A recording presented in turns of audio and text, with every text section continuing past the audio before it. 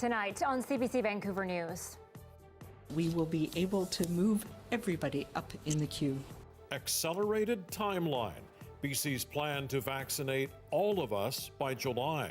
Also, what is going to stop the shooting of our people? Calls for more transparency into the shooting death of a young Indigenous man in Tofino. And I missed one numerical spot on the form. immigration nightmare. Why an American couple may be forced to leave BC. This is CBC Vancouver News.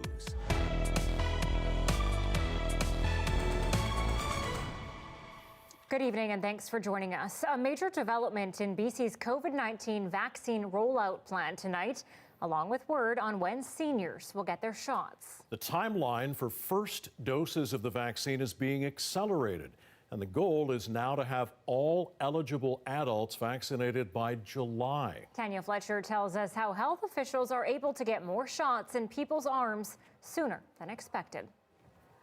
This is exciting news. That news courtesy of two big developments in BC. The province deciding to delay the second dose to 4 months, and newly approved vaccines set to hit our doorstep next week.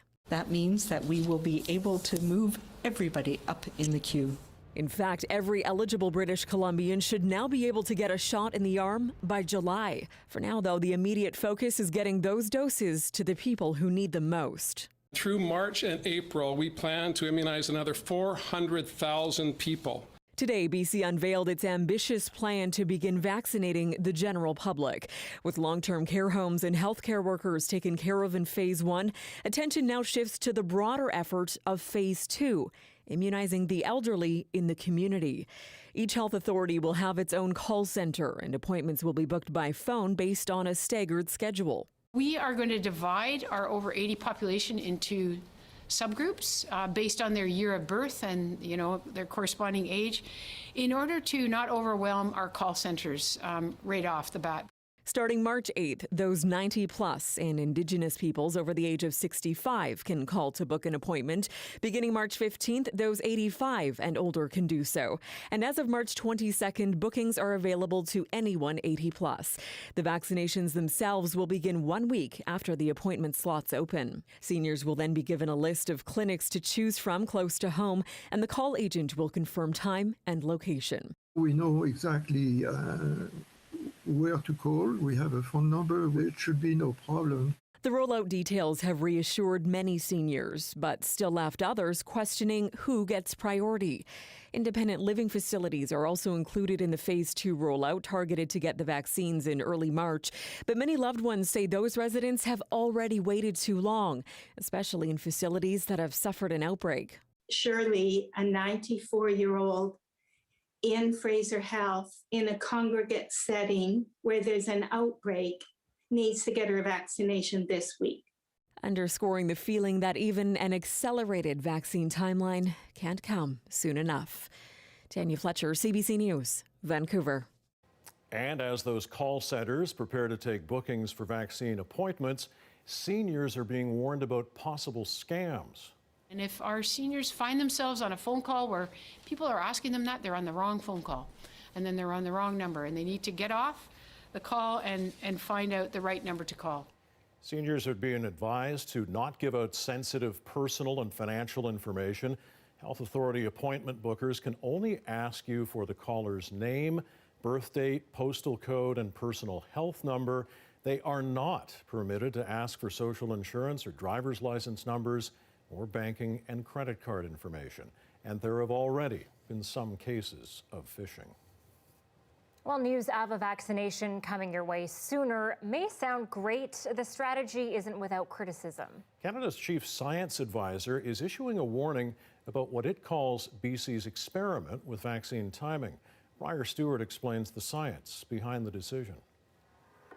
When BC rolled out its first vaccines, the province made headlines for pushing back its second dose to 35 days, up to 2 weeks longer than the manufacturers recommended.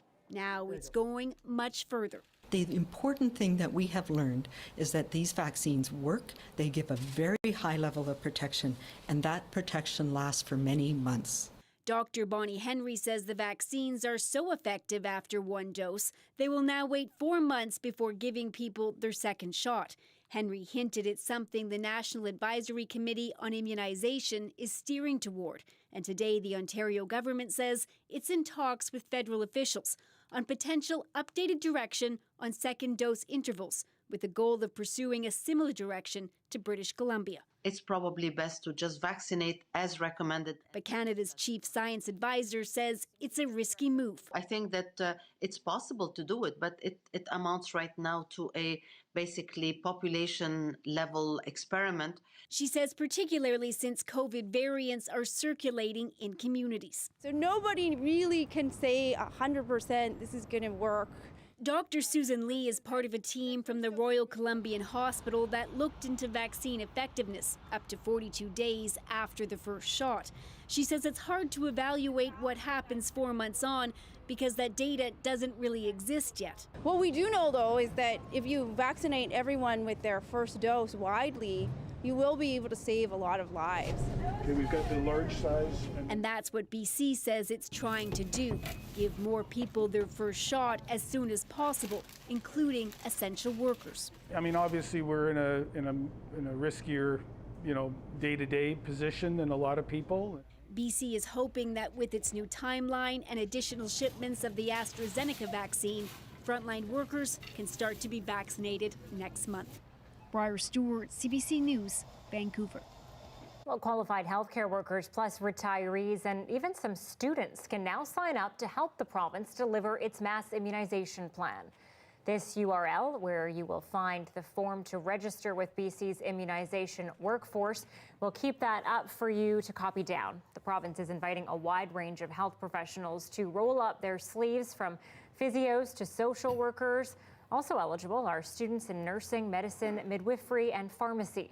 Registrants are asked if they have experience using PPE and when they were last trained to give shots. Again, that URL is at the bottom of our screen. Now, you must also be in good standing with the professional association you are with.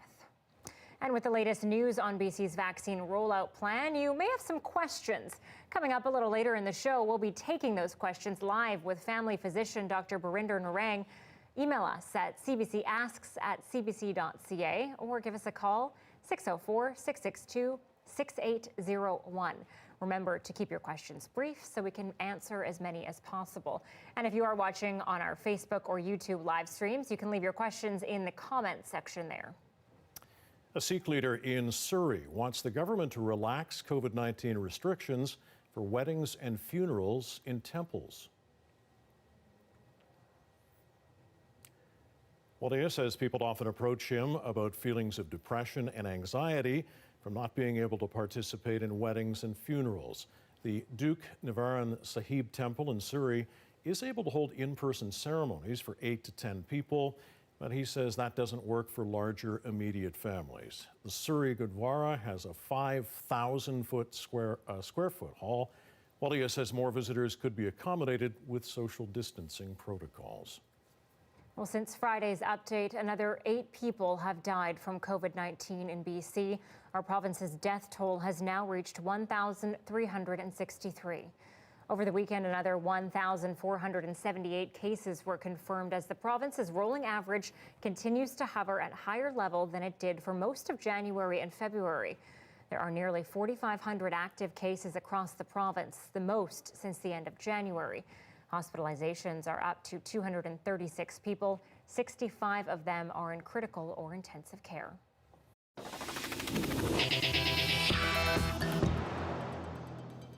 An unprecedented move by BC's police watchdog tonight after an officer-involved death of a young Indigenous man near Tofino on the weekend. Zara Premji has more on a community in mourning and their calls for transparency into the investigation.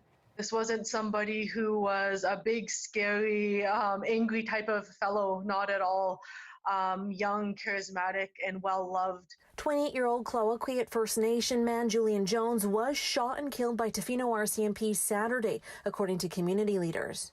What is going to stop the shooting of our people? Jones was known to police, but several First Nations organizations say shooting and killing should never have been considered. Now they want more transparency in the investigation. We have been really pushing and advocating for Indigenous oversight.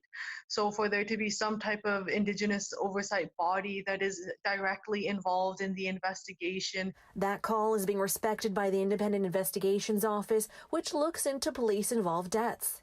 Everyone is in agreement that this is a good move, and we're beginning that process now to select a person to serve as that civilian monitor.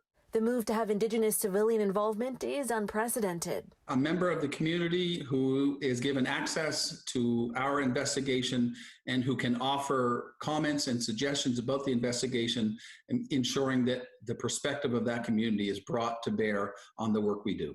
Welcome news to those desperate for information. On Saturday night, officers attended a home on the Pitset Reserve just off Tofino, responding to calls of a woman believed to be in distress. After they arrived, Jones was shot and killed following an altercation with police. Another man was taken into custody, and the woman was found and taken to hospital. This isn't the first time the small BC First Nation of 1,500 people has lost one of its own this way. Less than a year ago, Chantal Moore was shot and killed by police during a wellness check when she moved from Clayoquot First Nation to New Brunswick. If they're going to come into our community, well, they got to have an escort from our community. For now, as the community waits for answers, they mourn. Young, charismatic, and well-loved. A son, a brother, and a friend. Zara Premji, CBC News, Vancouver. Homicide investigators have been called to the Fraser Valley after a child was found in medical distress in a small community. It happened in Harrison Mills. That's about a 15-minute drive west of Agassiz. The child was taken to a regional hospital and is in critical condition. RCMP say he is not expected to survive. No other details about the investigation are being released at this time. A Surrey High School student is in hospital after being assaulted with a weapon. The boy was found outside Panorama Ridge Secondary just before noon today. He was taken to hospital in stable condition. Police believe the assault is related to an ongoing dispute between people who know each other. They are increasing police presence at the school as the investigation continues. A Vancouver couple who immigrated to Canada for a better life says poor communication by immigration officials is making that life a lot more difficult. Instead of having his work permit renewed, Steve Whitlow's was revoked and his employer let him go. As Balpuri of the CBC Vancouver Impact Team reports, the Wisconsin native and his wife say they wouldn't be in this situation if someone from immigration had just talked to them. If only immigration was as manageable as a snowfall. The IRCC is like you knock one domino and many dominoes fall down, but they will not pick any of the dominoes back up. What should have been a routine renewal with Immigration, Refugees and Citizenship Canada ended with Steve Whitlow and his wife losing their work permits and Steve his job, all due to an oversight on their application. I missed one numerical spot on the form. Over the next 7 weeks, IRCC was in touch on other issues, but never mentioned the missing information.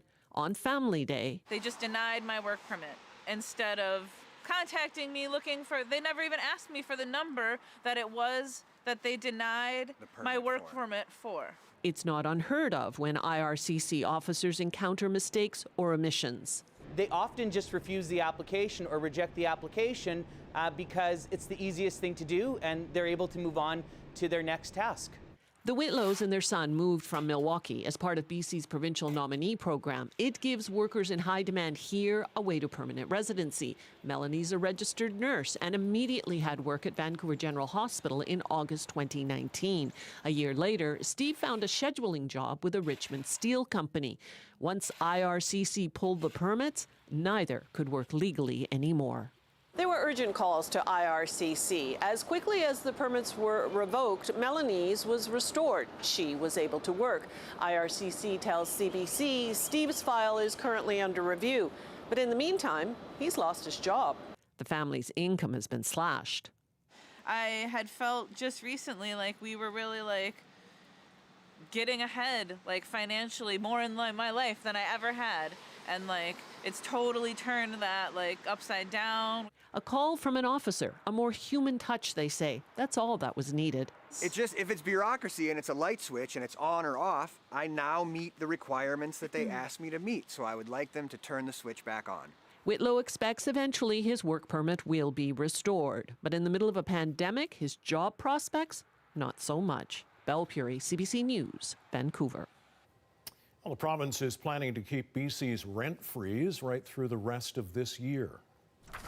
For too long, we believe that renters and rental housing providers weren't listened to. They dealt with massive rent increases, unfair rules, no enforcement, and a real lack of fairness. The government intends to cap rent increases at inflation. If passed, tenants who face a rent increase by the end of March can disregard any notices they receive. The legislation also plans to protect tenants from illegal rent evictions. To prevent that, landlords now have to apply to the tenancy branch first to determine if the renovation is substantial enough to warrant a tenant to leave. If passed, the changes will come into effect July 1st. The city of Vancouver is converting a former Days Inn hotel into housing for the homeless. Vancouver will focus on creating more housing for Canadians in severe housing need. These include people who are experiencing homelessness or who are at risk of experiencing homelessness, with particular attention given to women and Indigenous peoples. The city has purchased the Days Inn building at Kingsway in Sydney, which will host 65 units for people living on the streets. The building is expected to open in the fall once it's primed for accommodation. The project is part of the Canadian government's investment plan for Major Cities Stream, which has seen $51.5 million allocated to Vancouver housing. Up to 135 affordable homes in Vancouver are expected through this funding. In addition to homes, the city says the investment will also connect residents with social services. A plea today from family and friends of a missing Port Moody woman.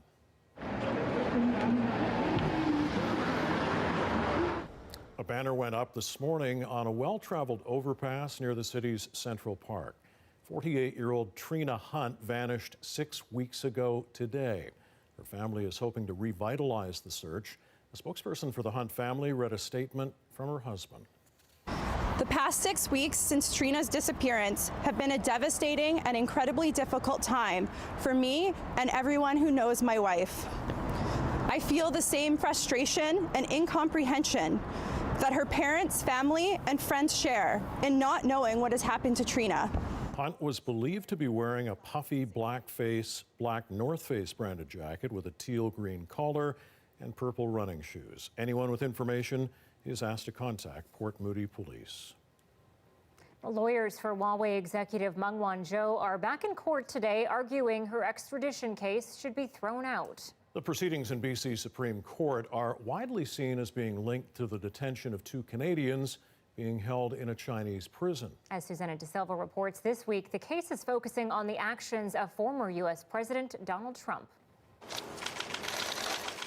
It's expected Trump will feature prominently in this round of hearings for Meng Wanzhou as her lawyers try to argue that Donald Trump poisoned the proceedings and that they're using her as a political pawn. They're pointing to a question from a Reuters reporter about whether he would intervene in the case, and his response being that certainly if it meant he could get a better trade deal with China. They say that shows that this extradition should be tossed out. The Crown arguing on the behalf of the United States, though, saying that he did not use his influence, and now that he's out of power, he no longer can have an influence in the case. It isn't the only argument her lawyers will be making. They are also suggesting her rights have been violated in other ways, including suggesting the CBSA conspired with the RCMP to interrogate her for hours without a lawyer present, passed on information about her electronics devices. She is, of course, accused of fraud by the United States for allegedly lying to a bank about the involvement of a Huawei subsidiary allegedly violating sanctions with Iran. Now, there was hope, especially for those 2 Michaels being held in China, that a new Biden administration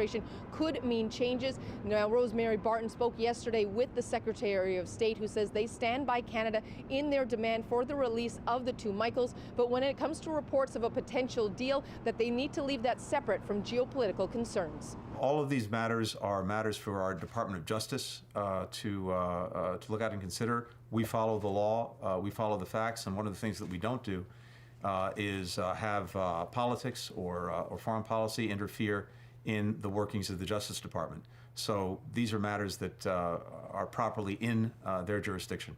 Still, a lot of questions remain, though, about what is going to happen with the two Michaels who have now been in prison for over 2 years. Susanna De Silva, CBC News, Vancouver.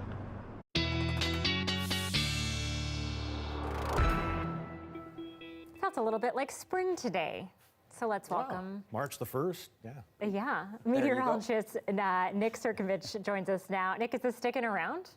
You know what? We're going to stay at least at or above the seasonal mark as we head through the next few days. It is the beginning of what you'd call meteorological spring, and that's it's not the official spring that we know, but from a meteorological perspective, you break it down in 3-month periods. So this is the beginning of the meteorological spring, and we had highs today of 11 degrees, actually 11.1 if you want to be exact, sitting at 8 degrees right now, and we're going to see these mild temperatures sticking around. The other side of that is that we're not going to see much in the way of precipitation for the next few days. It's not until the end of the week, really, sort of Thursday afternoon, Friday, where we start to see some rain showers moving in. Now, save for a few light spotty showers tonight, but that's going to clear up pretty quickly. By tomorrow, it looks like in the morning we're going to see some cloud cover there. I think we will see some sunny breaks, though, as we head through the afternoon tomorrow.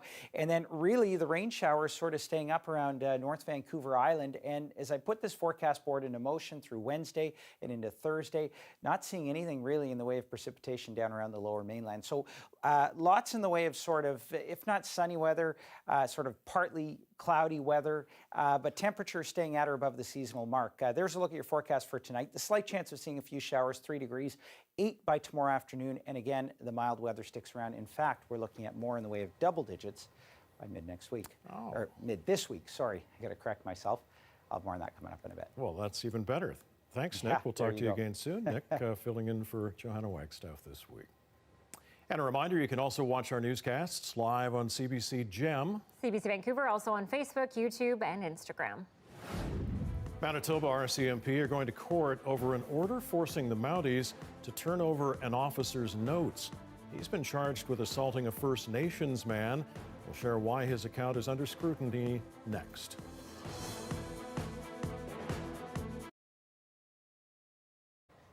Thanks so much for staying with us during our commercial-free live stream.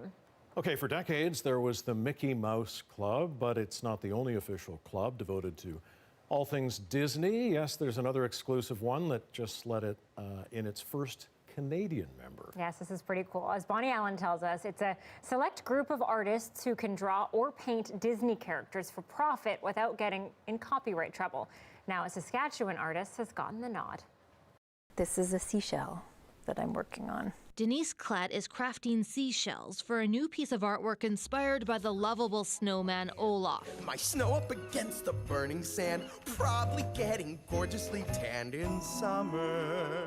While Disney characters are usually off limits to artists due to copyright laws, Klatt is now a licensed Disney fine artist, one of only about 30 in the world. I'm the first Canadian, so first Canadian to ever sign with them, which is just thrilling. She has permission to make Disney-inspired art which will be sold in Disney theme park galleries and online. In many ways, Klatt has been working towards this for more than 50 years. She started drawing cartoons when she was just 4. Klatt pitched her work to Disney with this Tinkerbell piece that combines painting with 3-dimensional sculpted features. That approach is what sealed the deal for Disney. The flowers that are in the forefront, every single one of them, I will sculpt them and they will come off of the edges of this painting. So this part is painted, but this is all sculptural part. Klatt's work is truly unique, says the director of Disney Fine Arts Collector's Editions. What immediately impressed us about Denise's work is her thoughtful fusion of sculpting and fine art painting, which allows viewers to experience some of their favorite Disney moments in a new way. So now Klatt can watch Disney movies and wait for inspiration to strike. I put on a Disney movie or the Disney music behind me, which drives my husband insane because it's over and over again. I think I know every Disney movie by heart, so it keeps me inspired. It gives me the energy. There are some restrictions. For each piece, she has to pitch the concept to Disney, and then the finished piece goes through another vetting process. Still, I pinch myself every day going into the studio knowing that I get to draw Mickey Mouse or Tinkerbell. Yeah, it's so much fun. You coming, Blondie? For Clet, the wonderful world of Disney has become a world of possibilities. Bonnie Allen, CBC News, Regina. Super cool. I mean, her artwork is amazing, and to be able to draw for Disney, I think it's every artist's, cartoon artist's dream. Oh, for sure. Yeah, no, it's nice to see. It also raises the question, when was the last time you went to Disneyland? It would have been, 15 years ago for me. We were just saying, Director Mark was there exactly a year ago. Yeah, boy, remember those days? Well, they're not too far off. Got to be patient. Okay, back in just a couple of seconds. Right now, enjoy the live shot of downtown Vancouver tonight.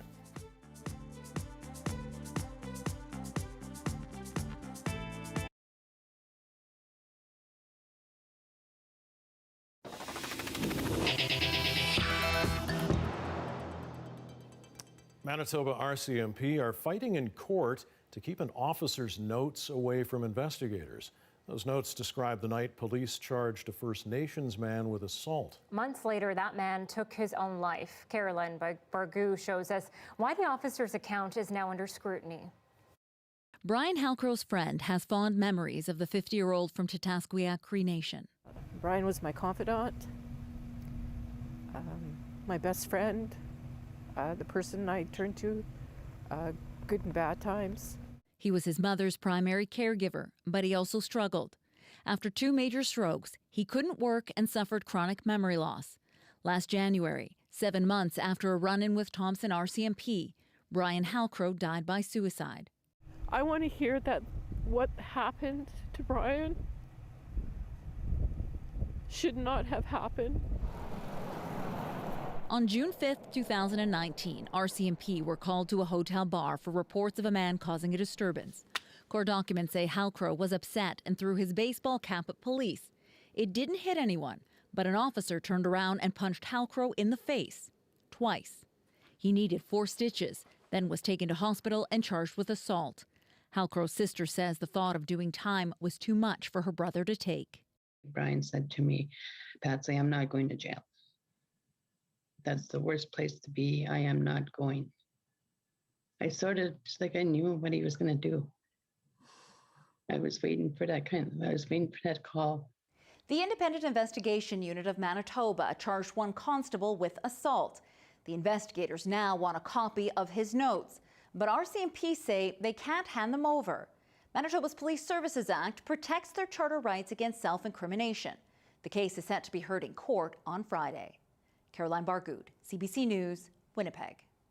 The Queen's husband, Prince Philip, has been transferred from one hospital in London to another. The 99-year-old Duke of Edinburgh has been moved to St. Bartholomew's Hospital to undergo tests on his heart. Now, the hospital is noted for its cardiac care. The prince had heart surgery back in 2011. He had been in King George VII Hospital for nearly 2 weeks getting treated for an infection. His current condition is said to be unrelated to COVID, and his doctors say he is responding well to treatment.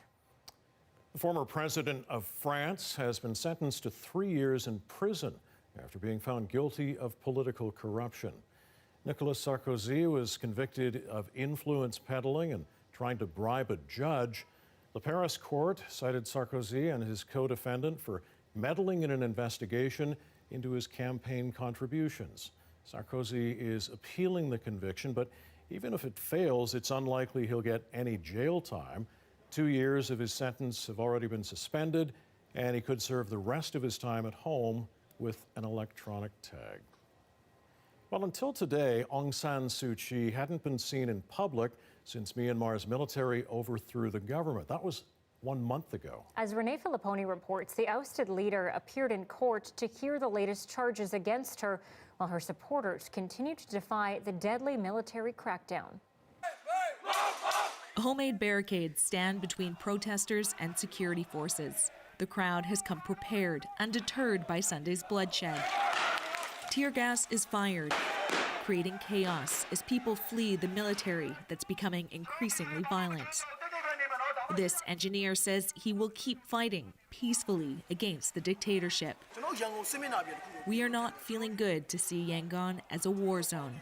Many have died already. Grief is marked in the streets by flowers, with growing memorials for the lives lost. And in eastern Myanmar, a funeral for one of the 18 people killed over the weekend. What is most needed is the United Nations, especially the Security Council, to start to walk the walk. Young Hee Lee is a former UN Special Rapporteur on Myanmar and is now launching an advisory council calling on the world to do more. The military, known as the Tatmadaw, seized power and arrested leader Aung San Suu Kyi 1 month ago and shows no sign of backing down. The behaviors of the Tatmadaw are exactly like what a terrorist group would behave, and therefore any recognition of that state under this type of governance will not be accepted. Suu Kyi is being held at an undisclosed location and made a court appearance by video today, according to her lawyer, who saw her for the first time. The prosecution side added 2 more cases. She was charged with 2 additional offenses, including inciting arrest, he told reporters. Supporters believe the charges are false, and despite the crackdown and reports 1,000 people were arrested Sunday, the protesters remain resolute in their fight. Renee Filipponi, CBC News, London. Well, BC's vaccine plan is ramping up. So what questions do you have about getting the shot? After the break, Dr. Barinder Narang joins us live to give you the answers.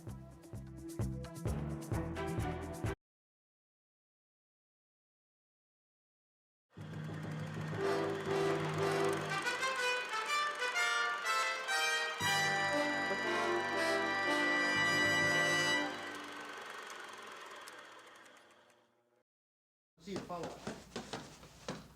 Again.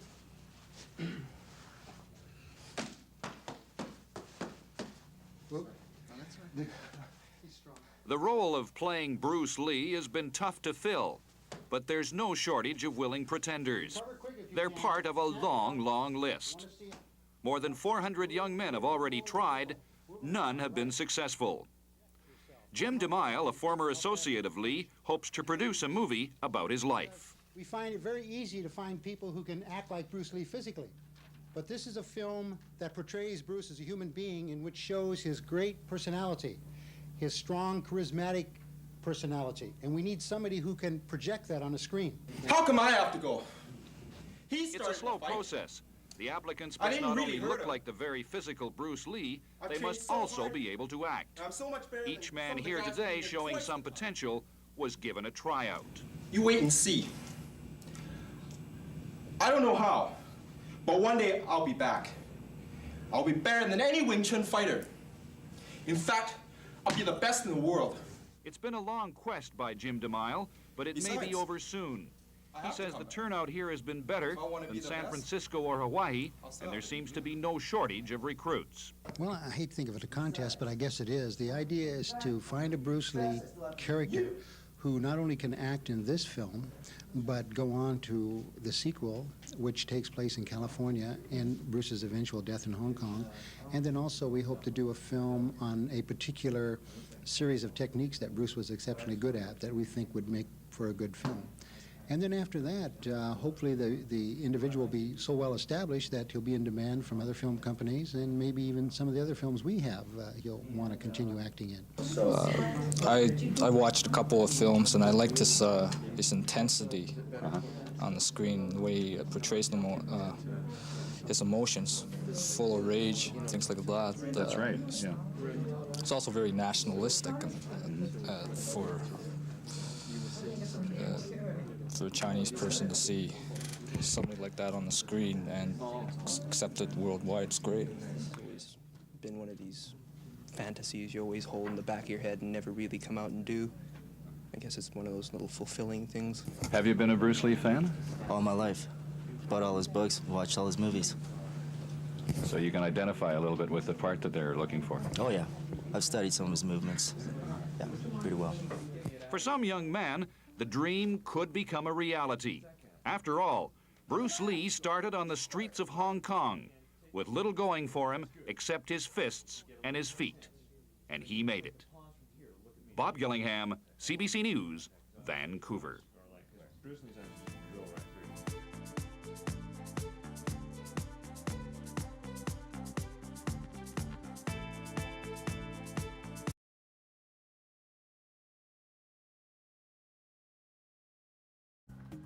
Our top story tonight, BC is accelerating the timeline for first doses of the COVID-19 vaccine.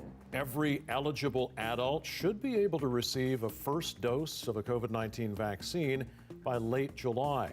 The stepped-up timeline follows the approval of a new vaccine and a decision to delay second doses. That means we can move everybody up the list and more people will be protected sooner. Now, to get all shots in all arms by July, the time between the first and second doses of COVID-19 vaccine is being extended to 4 months. Also, the newly approved AstraZeneca vaccine will possibly bump frontline workers up in the vaccination queue. Health officials have also rolled out an appointment system for seniors. Yes, people over the age of 80 and Indigenous people over 65 can book vaccination appointments this month. Seniors who do not live in care can phone to book their own appointment based on an age-staggered schedule. And with BC's vaccine program ramping up, you may have some questions about which one is most effective or if you need both doses of the vaccine to be protected. Joining us live now to answer those questions and more is family physician Dr. Barinder Narang. Thank you for joining us, Dr. Narang. Thanks for having me this evening. All right, let's jump right into it. We have a question from Liz on Facebook. She wants to know, why are they changing second doses to 4 months? Why are we now waiting 4 months until you get that second dose? She says the trial stipulated 21 and 28 day. Yeah, so I think it's important to understand when the trial is set up by design, what they report is a minimum vaccine interval. So what that means is 21 days was the minimum for Pfizer and 28 days was the minimum for the Moderna vaccine. As we've been learning more now, we're well into it. We have to look back and understand these trials were done last summer. So we're learning more about how in the real world they're being effective. And so Dr. Henry had said that this is based on Canadian data and international data, especially places like Scotland and Israel that are well into the vaccination program. And that's what's being used to inform this change. All right, this one from Helen asking, 66 years old, major surgery in 2 weeks. Can I get the vaccine before then? So if you have a surgery coming up in 2 weeks and you're 66, I don't believe that you would be eligible yet based on your age. We do know that still it is going to be the age-based recommendations. And in about 2 weeks we're still going to be starting to vaccinate the 80-plus-year-old community, which starts on March 15th. In anticipation of surgery, though, what I would worry about is that we know that you may have some temporary side effects, but the closer you are to surgery, the last thing you would want is to have the surgery canceled because of a side effect that might settle anyway, but then the surgeon or the anesthetist might want to delay it. So I would recommend until you've recovered from the surgery to get it then. Okay, and Dr. Narang, learning today everyone eligible in BC should have a shot by July now. Are you surprised by the decision to accelerate the vaccination timeline here in BC? No, I think that's wonderful. I think that we're all waiting to move on with our lives and what is the next part of it. And we know that while we can see this light at the end of the tunnel, Dr. Henry framed it in a way of what is it? We have to balance the vaccination supply, what the impact of COVID is on society itself, and what is our capacity for the medical system. So I think that moving it up allows us to maintain that capacity, but now that one part, the societal part, it allows us to actually get back to things sooner. Okay, I want to go back to something you mentioned in a previous question. This one from Andrea asking about any further info on severe side effects from the vaccine. I know you touched on it. Yeah, so I know that I believe today that they announced that we're up to 275,000 roughly doses given in BC. We know that there have been some severe side effects such as anaphylaxis, and that's expected. Whenever you're having a mass vaccination program, we expect that some people will have allergies. But what we are seeing, all the side effects we're seeing are what's expected. Most of them are going to be sore arm, flu-like illness. They might come a couple of days later, even up to a week later. But this is what's expected, and the resolving with simple treatments No one in BC, as far as I know, that's been immunized has died from the vaccine, and everyone that has had a severe reaction has been treated appropriately and have now recovered very quickly. Important to make that clear. A lot of misinformation out there right now. Mike asks, we just heard the vaccine made by AstraZeneca is not recommended for seniors over the age of 65. He wants to know why. Has there not been enough testing? Is it something else? So that recommendation comes out of the trial data, which didn't have a lot of people in that over 65-year age group included in the trial. So while we have some real-world data showing that has been effective, we don't have enough from the trials themselves for the National Immunization Committee to confidently recommend that. But that could change. That's where we're at right now on March 1st. But we know how quickly things can change. Okay, this one from Lyle asking, is the Pfizer second dose the same as the first, i.e. the same amount, the same material? Yes, and that it is the same dose. It's both. They're both given intramuscularly, generally in your deltoid, which is the upper part of your arm here, as we get a lot of our vaccinations. So yeah, same process. Now, Therese is asking, I don't know if you have the answer to this or not, and I don't know if anyone does. Once I get booked for the first shot, do I automatically get booked in for the second shot? No, and I feel that that's something that's subject to change. I can speak from my own personal experience. When I first got my first vaccine, it was still at that 21 to 28 day range that I was expecting my second shot, and it was canceled, and I was rebooked. And so I feel that everyone has to prepare that. Once you book in, let's say there's another freak storm that interferes with a delivery, everything is subject to change. So I think that we all have to be, we've all been so patient up until now that we need to just maintain that patience, even though we know it's getting harder. Okay, this one from Sandra, who says she's 94. If you've had COVID-19, how long should we wait before getting the vaccine? Yeah, that's a great question. And what we do know is the current recommendations in BC is that if you have had COVID, then you should give at least about a 3-month window before getting your vaccination. Part of that is because we do know that once you have had an infection and recovered from it, then we expect that you have some temporary immunity from the COVID virus. And so that way we can maximize everyone who hasn't had that exposure or had those antibodies already circulating have an opportunity to get it. Now, there's a lot of talk about the differences between the 3 vaccines, and I know you touched on this yesterday on your own social media. Should people be worried about getting one vaccine over another? Should they be trying to, fight for a Pfizer over a Moderna or something else? Yeah, I think that there's the term out there called vaccine shopping, and I think we want to do our best to avoid that, because what we do know is we have trial data which suggests one thing, but now because we have been delayed, I don't want to say it's a blessing, but we have the opportunity to use the learnings from around the world to inform what we're doing. And for example, and what I was looking up over the weekend, Scotland has vaccinated up to 1/3 of their population right now, and what they've seen is with the Pfizer, Moderna, and AstraZeneca vaccine, both are close to 100% at preventing severe illness and death. And so that's what's really important here. If I get the coronavirus, but to me it affects me as a cold, I'm okay with that. What I want to make sure is that I'm not going to end up in ICU.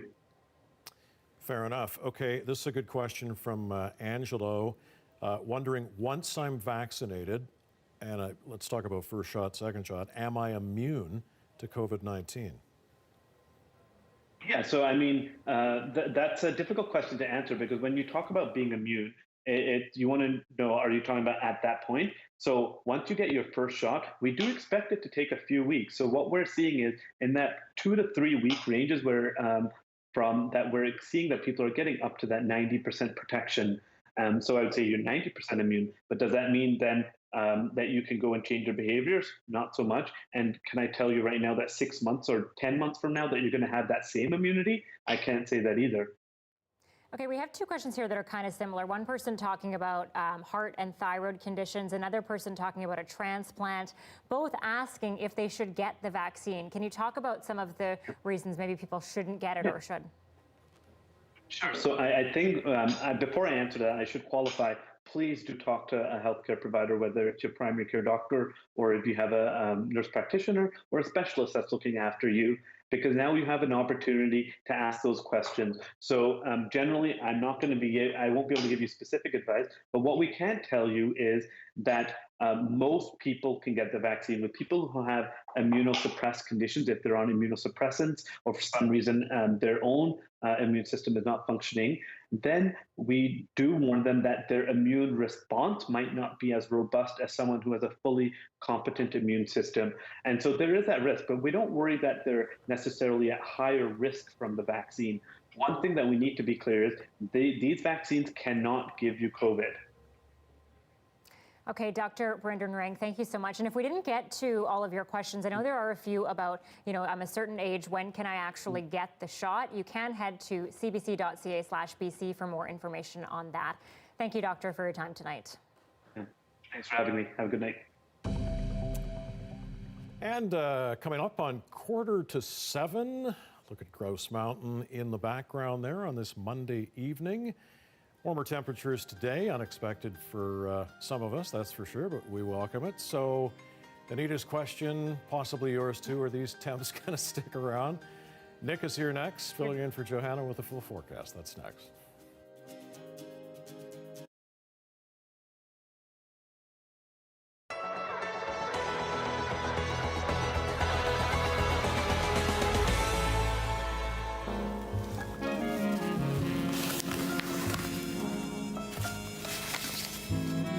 They had exchanged these letters, being separated by distance because of the war.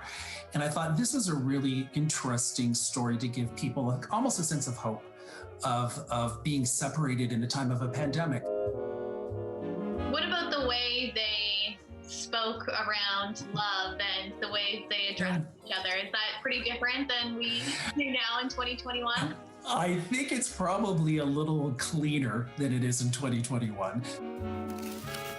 When I'm reading the letters, it's all about expressing how important they are in each other's lives. I have one from my grandfather, and this is dated November 24th, 1942.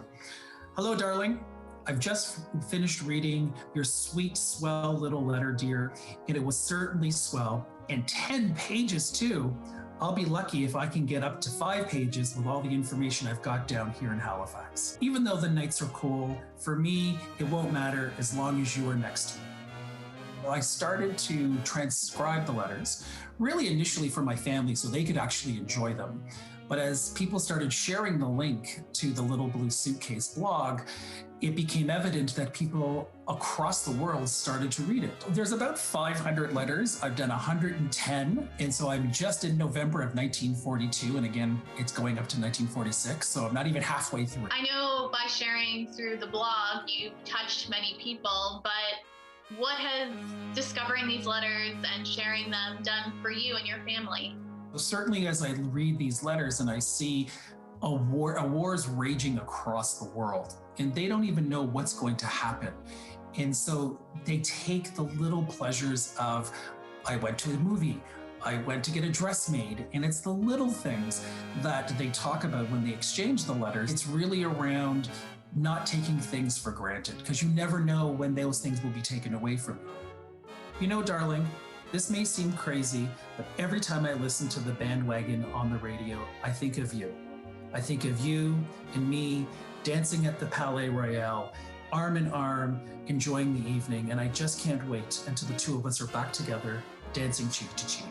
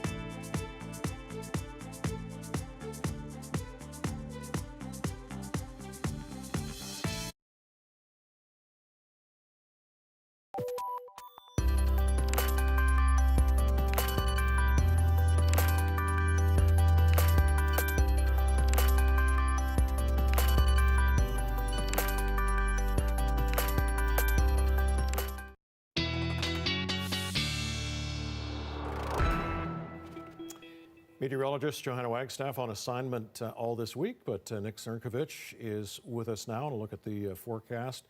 My little readout in the car on the way in said 11 degrees, Nick. Boy, is that hanging around? Pretty accurate, yeah. It was actually 11.1 is what we hit. It is hanging around. We're going to see temperatures at or above the seasonal mark as we head through the end of the week. I should mention, by the way, the last time that I was here filling in for Johanna, the first day that I filled in, it snowed in Vancouver, so this is a nice change. It's a bit of a nice treat. I want to put the temperatures in perspective for you. So 11.1 is what we hit as a daytime high today. The average temperatures for this time of year, about 9 degrees. The overnight low, 4.8. The average, about 2.2. So above seasonal temperatures in place, and that's going to stick around as we head through the week. There's a look at current temperatures across the province, sitting at 8 degrees right now in Vancouver and Victoria. That down from that 11.1.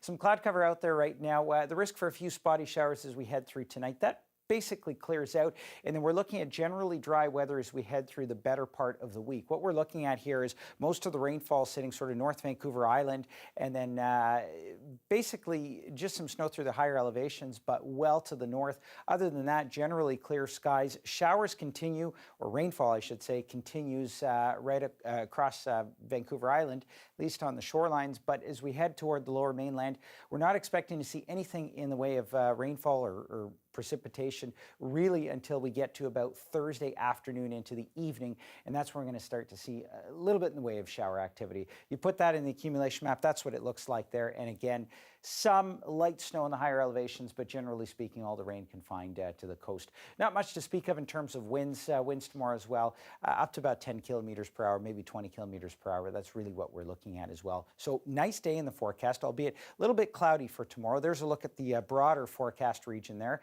So we had a little bit more local there, some sunny breaks through tomorrow as well. Temperatures at about 8 degrees, so that's right around the seasonal mark. But take a look at the forecast through the next few days. 8 and 9 as we head through Wednesday. A few sunny breaks in there as well. Thursday up to 12 degrees, gusts though to about 40 kilometers per hour, and double digits toward the end of the week. So again, as promised, at or above seasonal right through the end of the week. I can't complain about that. Yeah, no doubt. Thank you. You bet. After the break, it's being called a game changer, how some new equipment could lead to the growth of wheelchair tennis in one part of Canada and make some Paralympic dreams come true.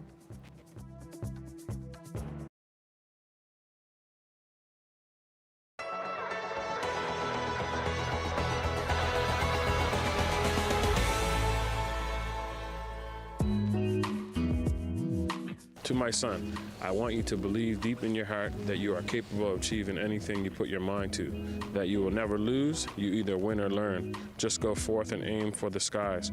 I can't promise to be here for the rest of your life, but I can promise to love you for the rest of mine. Love, Dad. Yeah, you know, the reason why I gifted this to him was because just trying to be an inspiration to him and to give him things that, you know, he can remember physically, but also too mentally, like as he goes throughout his life, things that will just stick to him. Yeah, and I just hope that he'll always hold those words in his life, hold them in his heart, no matter what he goes through, that he believes that he could always make it through if he just puts his mind to it. He sends me a text message that basically he's like, Black Gold changed my son's life. And I started by posting and researching people that I could feature as part of celebrating Black History Month, but also kind of like fulfilling that need that I wanted to kind of like fulfill my creative self. So that's where it kind of like was born from. I'm also just a Lauryn Hill fan, so that's kind of why I was playing around with her photo. Representation matters. So seeing and knowing that people in the community, outside the community, that you're part of this big community that is like Black Gold, I think that's very powerful in just like overall empowerment for those being featured and also those who are seeing the features. And also just like, you know, fun celebration of like greatness. Like I think that's really important as communities to like really support each other and the greatness that we're doing. I love it and kind of inspires me myself for inspiring other people. He's going to school and he's seeing other kids wearing Black Gold but he's seeing himself as black gold, and I think it just kind of like lit something inside of him. And I remember he had a conversation with me about him and a kid's interaction in school, and it kind of like, you know, I guess a dad proud moment to kind of really know that like what I intended for him to kind of receive it as he did. My reaction to that was just like, it kind of like sealed it for me, where I first thanked like Clavel for even sharing those moments with me, but like it was really clear to me that like there was just something more that I needed to tap into, specifically with young people, in this idea of like black gold.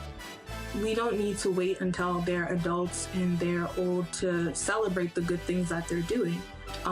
It also impacts them in the way that I hope that it can shift the way they view themselves, in terms of, you know, to be black gold, like you don't have to have 1 million degrees, 1 million of this, 1 million of that, but it's actually just kind of like a way of like knowing the greatness you have like inside yourself, and kind of filtering that through everything you do.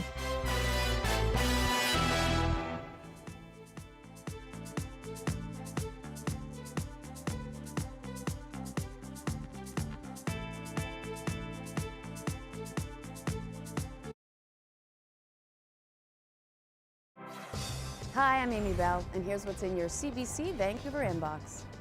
Celebrate International Women's Day with Anita Bathe at BIV's virtual Influential Women in Business Awards luncheon. Get your tickets today at BIV.com. And do you have questions about the vaccine? Tune in to CBC TV and radio on March 10th at 7 p.m. for our town hall, Our Shot, Vaccinating BC. Get all the details at cbc.ca/ourshot.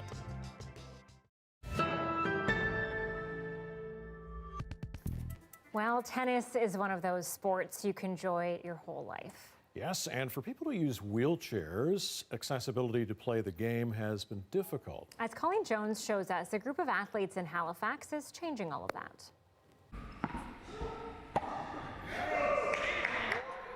Two-time Paralympic sailor Scott Lutz has his own wheelchair, but when he comes to play tennis, he switches to one of the 4 new chairs at the Atlantic Tennis Center. The new chairs, they're game changers. Freedom to move. They'll do anything. You can reach back. You don't have to worry about tipping. They're incredibly smooth, so on a perfect surface, you can have complete freedom. Now, the guy Scott sailed with at the Paralympics is Paul Tingley. Why the excitement over a better chair? Well, he hopes it leads to the growth of wheelchair tennis in Nova Scotia. Well, I think we've started something really good here, and we're building on the quality. And when people see that, they respond, and we're just going to start recruiting more and more and build it out after Halifax gets established, start going out to the regions. So we see like a little wheelchair tennis culture starting here. She's always pushing. She knows your limits, and she's always pushing. Coach Marika Nell has started that culture with the program. You can roll into it forwards. The chairs aren't cheap, just over $4,000 each. They got a grant from Support for Sport to get them. Gosh, I can't tell you what a difference the fleet has made to the program, because before that, we had to play with multi-sport chairs, and they don't have the same camber, so they can't pivot as quickly. In some sports, it may not matter as much as it does in tennis. You have to be able to absolutely whip around on a dime and get back to the hub. In wheelchair recovery, your recovery position doesn't look like able-bodied people who face the net. A wheelchair player's recovery position is traveling towards the back fence. And so the pivot of the chair, the pivoting ability of the chair is more critical. To get them used to the fast pivoting, she's created drills. Vicky Morton is getting used to the pivot. The chair equipment can be everything. And once you have your equipment stabilized, then it's on you. Because I think anybody that comes out to try it is going to love it. So really, it's if you build it, they will come. They have the chairs, so if people come and try them, I think they're going to stick around and want to get better, play the game. When we build this Halifax program into 2 components, this is the one for slightly more advanced players, but we're starting one to introduce new players to the sport. Then we'll also be able to take the chairs outside of HRM and expand to other summer clubs. The new program begins March 16th, then they hope to take it around Nova Scotia. Colleen Jones, CBC News, Halifax. Yeah. One of my nephews plays wheelchair basketball, and yet the chairs, I mean, they're so important. They make a huge difference, not just for basketball, but obviously for tennis as well. Well, that ability to turn quickly and to actually get to where you need to go, I imagine it's a game changer, like we said. Hopefully this leads to more of our athletes in the Paralympics as well. Nice to see you for sure. All right, just a reminder before we go, you can also watch our newscasts online anytime at cbc.ca/BC. Our next local news is right here at 11 o'clock with Dan Bird after the National. Have a good night. Good night.